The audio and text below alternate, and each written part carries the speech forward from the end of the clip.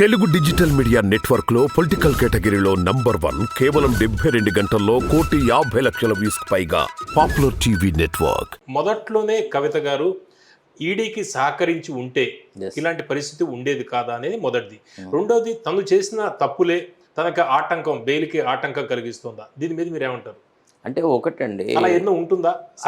అంటే జనరల్గా ఎట్లుంటుందంటే ఎంత సహకరించినా ఎంత సహకరించకపోయినా the rigour of PMLA act itself is otherwise unlike other offences. అంటే money laundering is treated as a very serious economic offence which affects the physical stature of the country, physical stability of the country. ఈ money laundering అనే దాన్ని చాలా సింపుల్గా treat చేయడానికి వీల్లేదు. వీళ్ళు చాలా అంటే sophisticated white collar offenders. So కాబట్టి the rigour of the act లోపల నువ్వు కోఆపరేట్ చేయకుంటే cooperation they will snatch it.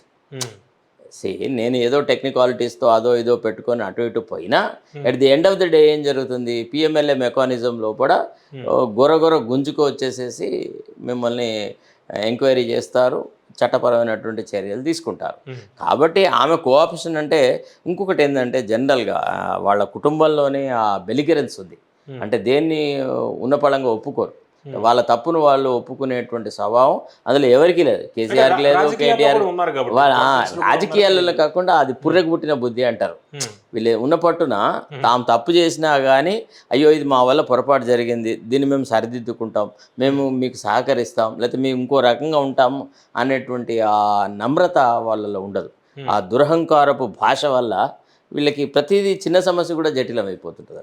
అట్లా అంటే జనరల్గా PMLA prevention of money laundering act ఏదైతే ఉందో ఈ కేసులో ఉన్నవాళ్ళు ఇటువంటి తప్పులు జరిగిన ఈ నేపథ్యంలో అసలు శిక్ష ఏ విధంగా ఉంటుంది? ఎందుకంటే ఒక్కళ్ళు కవిత గారికి శిక్ష ఎంతకాలం ఉండొచ్చు అనేది చాలా మంది. అంటే ఒకటి ఏంటంటే ఫస్ట్ ఆఫ్ ఆల్ ఇందులో స్పీడీ ట్రయల్, స్పీడీ ట్రయల్గా జరగాలి, ఫాస్ట్ ట్రాక్ పోవాలా, స్పీడీ ట్రయల్ జరగాల. అంటే ఇప్పుడు మనం బెయిల్ స్టేజ్లోనే మాట్లాడుకోవాలి. ఎందుకంటే ఇప్పటి వరకు ఏదైతే ఆరోపణలు ఈమె మీద చేశారో ఈమె 100 కోట్ల రూపాయలు ఆప్కి ముడుపులుగా చెల్లించింది అనేది ఈడీ వాదన. దాన్ని ఆప్ చీఫ్ కేజ్రీవాల్ డినై చేశాడు. నథింగ్ డూయింగ్, ఒక్క నయా పైసా కూడా మేము తీసుకోలేదు అని. మరి ఈడీ వాళ్ళకి ఏం సోర్సెస్ దొరికినాయి, ఏ రకమైనటువంటి సర్కమస్టాన్షియల్ ఎవిడెన్స్ ద్వారా 100 కోట్ల రూపాయలు ఈమె ముడుపులు చెల్లించింది అనేది ఈడీ ప్రైమా ఫేసి సెటిల్ చేస్తుంది.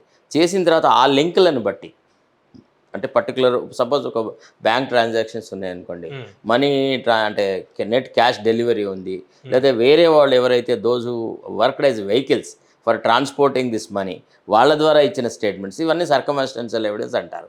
ఈ ఎవిడెన్సెస్ని బేస్ చేసుకున్న తర్వాత ఆమె ఇన్వాల్వ్మెంట్ ప్రైమా ఫేసి ఉంది అంటే ఆమె బెయిల్ అప్లికేషన్ డిస్మిస్ చేస్తారు. ఇక ట్రయల్ జరగాలి. ఇక ట్రయల్ మరి ఇది నందోరాజా భవిష్యత్తు, అది ఎప్పుడు జరుగుతుంది అనేది మనం ఇప్పుడు ఇంత ఇమ్మీడియట్గా చెప్పలేం. ఇప్పుడు అంతకంటే ముందు అరెస్ట్ అయిన మనోజ్ సిసోడియా కేసు ఇంకా ఎంతవరకు అతిగతి లేదు, తర్వాత సత్యేంద్ర జైన్ది లేదు, మిగతా వాళ్ళందరూ కూడా ఆల్మోస్ట్ జైల్లోనే ఉన్నారు.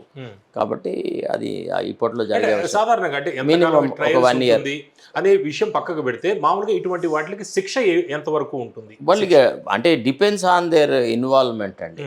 ఇప్పుడు ఇది ఏంటంటే ఈ అఫెన్సెస్ ట్రయల్స్ ఆల్రెడీ ఇప్పుడు రిమాండ్లో ఉన్న మనీష్ సిసోడియా గారు దాదాపు ఏడాది పైనుంచి ఆయన జైల్లోనే ఉన్నారు. ఇలా కవిత గారు ఎంతకాలం జైల్లో ఉండే అవకాశం ఉంది? మినిమం ఒక 6 months ఉండే అవకాశం కనబడుతుంది. అంటే ఒకవేళ ఈడీ కనుక ఆ థ్రెడ్ ఆఫ్ ఎవిడెన్స్ ఏదైతే వాళ్ళు చెప్తున్నారో దట్ కనెక్టింగ్ లింక్ అంటే మనీ లాండరింగ్ అనేది ఏదైతే 100 కోట్లు ఆపుకి ఇచ్చింది అనే విషయం లోపల కోర్టు యొక్క కాన్షియస్ని టచ్ చేయగలిగితే, అంటే court must prima facie feel అవును ఈడీ చేస్తున్న వాదనలో సత్యం ఉంది, 100 కోట్ల రూపాయలు ఈమె ఆప్కు ఇచ్చింది అనే విషయాన్ని ప్రైమా ఫేసి కనుక ఒకవేళ వాళ్ళు బిలీవ్ చేస్తే బెయిల్ డిస్మిస్ చేస్తారు.